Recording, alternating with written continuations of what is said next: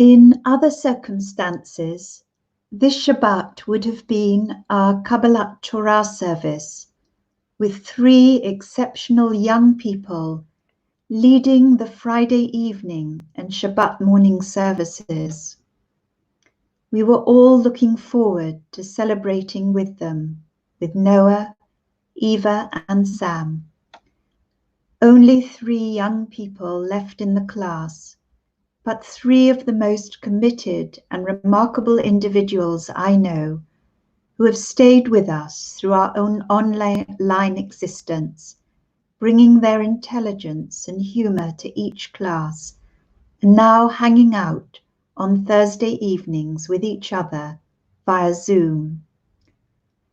At the end of February, I brought copies of the Torah portion for this Shabbat to our class, with some diffidence. "You can choose something else," I said to them. "It's a difficult parashah, you don't need to do it." But they wanted to have a look at the portion of Tazria Metzorah that begins with the laws of childbirth and circumcision of male infants on the 8th day after birth, and continues with the law of the leper, diagnosis, containment, restrictions, purification, and restoration. It's not an attractive parashah, dealing as it does with the themes of pollution and taboo. Of course, I said, it's not about leprosy. Leprosy is a disease that is now known as Hansen's disease, a bacterial infection still widespread in certain parts of the world.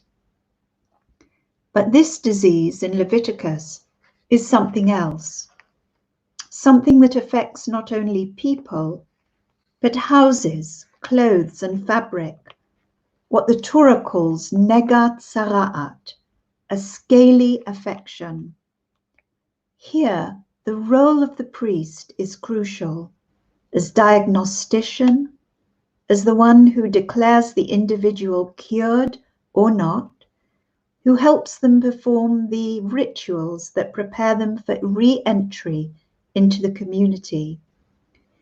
It is the priest who stands with the leper at every stage of their illness, the priest who ministers to them in their isolation, and who brings them back gently and carefully into the community with symbols of life and freedom, birds, cedarwood, crimson yarn, and hyssop.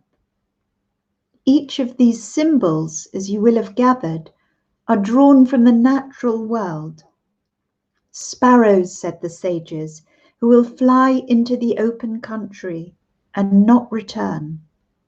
Cedar, the largest of all trees, and the smallest of all plants, and a symbol of purification, hyssop, and yarn, dyed crimson from the dye of a small insect. There are so many today who are performing that priestly function of ministering to the sick in hospitals and care homes, who are delivering food to the homeless and refugees, who are teaching in schools or online, and supporting parents in keeping their children engaged in learning. There are men and women who are keeping us entertained with music and online theatre and dance, people who are keeping us active and making us laugh in these times of uncertainty and danger. In our role as priests, what rituals and words will we find for ourselves as we move from one stage of our current existence to another? We who dwell apart from each other, uncertain about what the future will look like, will need to find new social rituals to bridge the physical space between us. Uncertainty hovers over our future. When will this end? How will it end?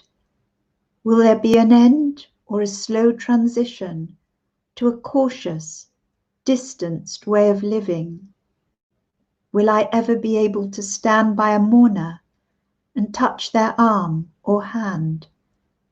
Or a grandparent be able to hold their grandchild? Or two lovers sit down to share food again? We are social animals and have learnt to create rituals of social intercourse. We lose them in one form, says the anthropologist Mary Douglas. They crop up in others. Social rituals, she says, create a reality which would be nothing without them. We are finding those new social rituals, and they are creating a new reality for each one of us. In our own community at the LJS, the virtual platforms of Zoom or StreamYard and others I had never heard of until this week are transforming ways of communication with each other and ways of prayer as well.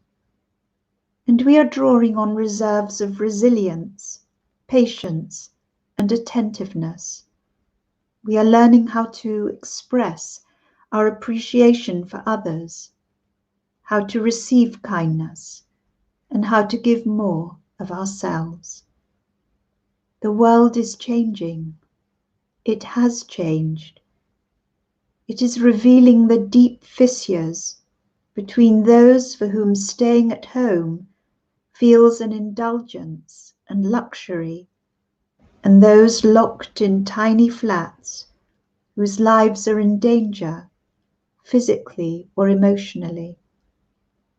For those of us for whom home is a haven of peace and warmth, where we can watch the infinite beauty of these spring days and smell the fragrance of the lilac, or watch the camellias come into bloom, it is time to help heal those fractures in our world so that all humanity can stand together as one and know the blessing of new creation. Ken Yehi Ratzon. May this be God's will, and let us say, Amen.